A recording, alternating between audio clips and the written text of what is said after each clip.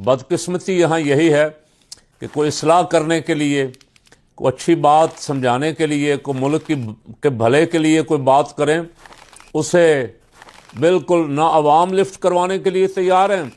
हुक्मरान तो खैर ऊपर की मखलूक, कोई ना कोई हुक्मरान तो सुनते ही नहीं हैं, लेकिन कोई कंजर, कोई तवाइफ, कोई तमाशा करे तो वो उसको देखने वाले भी मिलियंस में, और हुक्मरान भी उसको VIP प्रोटोकॉल देते हैं कि तू सबसे बड़ा पाकिस्तान का कंजर है, इसलिए तेरा प्रोटोकॉल ज़्यादा बनता है।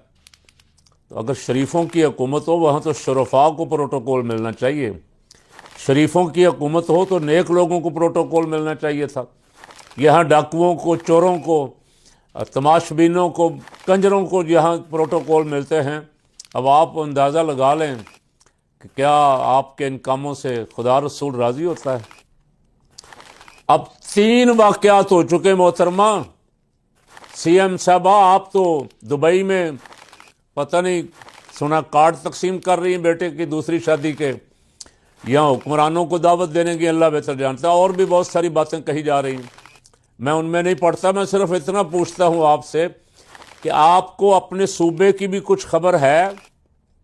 कल 3 वाक़यात हुए, एक लाहौर टाउनशिप में, एक फैसलाबाद में, एक कसूर में, और तीनों जगह डोर से गर्दन कटी है। अब बंदे ज़ख्मी हुए हैं, खून बहा है, अल्लाह का शुक्र है कि जान बच गई। लाहौर टाउनशिप वाला केस जो था, इससे तो कोशिश की गई कि इसे स्विफ्ट किया जाए, इसको ट्विस्ट किया जाए, स्विफ्ट नहीं, ट्विस्ट किया जाए, चक्कर दिया जाए लोगों को। कहा गया जी वो नहीं, वो डोर से ज़ख्मी नहीं हुआ, वो किसी झगड़े में ज़ख्मी हुआ है। तो आप कितने को केस छुपाएंगे? अभी तो 7-8 फरवरी में पूरा 1.25 महीना पड़ा हुआ है, केस अभी शुरू हो गए, पतंगबाजी अभी शुरू हो गई। अब मैं मस्जिद में बैठा हुआ था एक दिन मगरिब की नमाज़ पढ़ के, तो पुलिस वाला आ गया। मैंने कहा फरमाइए। ऐलान करना है जी, ऐलान करना है। मैंने कहा क्या ऐलान करना? और SHO साहब ने कहा ऐलान करना है कि पतंगबाजी की इजाज़त नहीं है, पतंगबाजी अगर कोई करता हुआ पकड़ा गया तो गिरफ़्तार किया जाएगा, ये किया जाएगा। तो मैंने उससे कहा पहले तो अपने SHO को कहो को खुदा का खौफ करो, हमें तो कहते हो लाउड स्पीकर बार का इस्तेमाल ही ना करो, आप कहते हो लाउड स्पीकर में ऐलान करो, बार वाले लाउड स्पीकर में ऐलान करो। दूसरा यह है कि हम तो पतंगबाजी पे पाबंदी लगवाने वालों में से हैं, आप पाबंदी की इजाज़त भी देते हैं, ऐलान भी करवाते हैं। तो अपनी अदाओं पे गौर कर लेना कि आप कर क्या रहे हैं। आपने ये पतंगबाजी जो 20 साल से बंद थी दोबारा तमाशबीनी के लिए खुलवाई है, किस लिए आपने इसकी ज़बरदस्ती इजाज़त देने? अभी भी अदालतों में मसला चल रहा है, अदालतें गारंटी मांग रही हैं, ज़मानत मांग रही हैं। तो शायद मेरी दरख्वास्त पे तो कोई पर्चा आपके ख़िलाफ़ नहीं करेगा, लेकिन मैं ये आपको यकीन दिलाता हूँ कि अगर आपकी इस बसंत की वजह से कोई खून बहा जो शुरू हो गया, ना हक खून बहा, गर्दनें कटी, तो आपके ख़िलाफ़ बहुत सारे पर्चे करवाने वाले मैदान में निकलेंगे। आपको उसका जवाब देना पड़ेगा, जो ज़िम्मेदार हैं, और ज़िम्मेदारों का तयन फिर ख़ुद कानून कर लेगा कि किसने इजाज़त दी थी। ऐसा काम क्यों करते हैं? तफरीह के लिए और बहुत सारे काम हैं।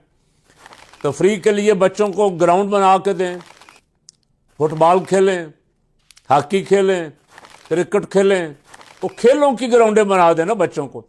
यहाँ मेरे पास बहुत बड़ी गुलबर्ग फिरदौस मार्केट और लिबर्टी मार्केट के दरमियान बहुत बड़ा पार्क है, लेकिन बच्चों के खेलने के लिए उसमें कोई जगह नहीं। 12 दफ़ा मैं पता नहीं कई सालों से याद, जो MP आता है उसको कहता हूँ यार यहाँ बच्चों को फुटबॉल खेलने की ग्राउंड बना दें, अब बच्चों को क्रिकेट खेलने की ग्राउंड बना दें, कोई सुनता ही नहीं।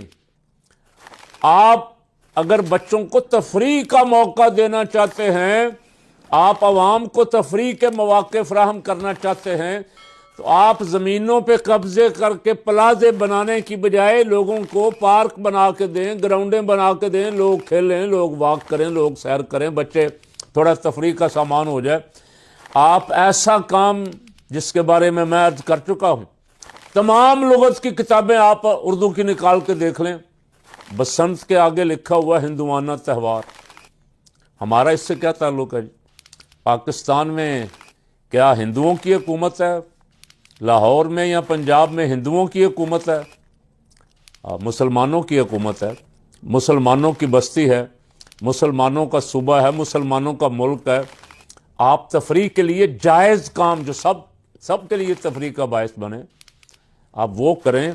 آپ یہ غیر شرعی کام اور غیر انسانی بھی کہتا ہوں، جس کھیل سے لوگوں کا خون بہے، گردنیں کٹیں، اور کئی گردنیں کٹ چکی، ہر سال کٹتی تھیں۔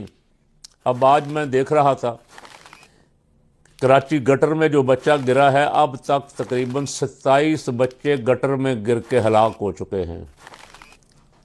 کسی نے کچھ شرم کا مظاہرہ نہیں کیا۔ وزیر اعلیٰ کر لیتا، کراچی کا میئر کر لیتا، کراچی کا کوئی وزیر بلدیات کا کر لیتا، کوئی اس پارٹی کا جس کا وزیر اعلیٰ ہے، جس کا میئر ہے، اس پارٹی کا سربراہ شرم کر لیتا، عوام سے ہمدردی کا اظہار کرتا کہ یار بڑی زیادتی ہو رہی۔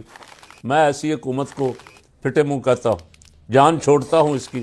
کسی ایسے اہل آدمی کو موقع دیتا ہوں جو آ کے عوام کی جان و مال کا تحفظ کر سکے۔ وزارت عظمیٰ کا شوق ہے، لیکن عوام کی جان و مال کے تحفظ اور عوام کی غربت کا کوئی احساس نہیں ہے۔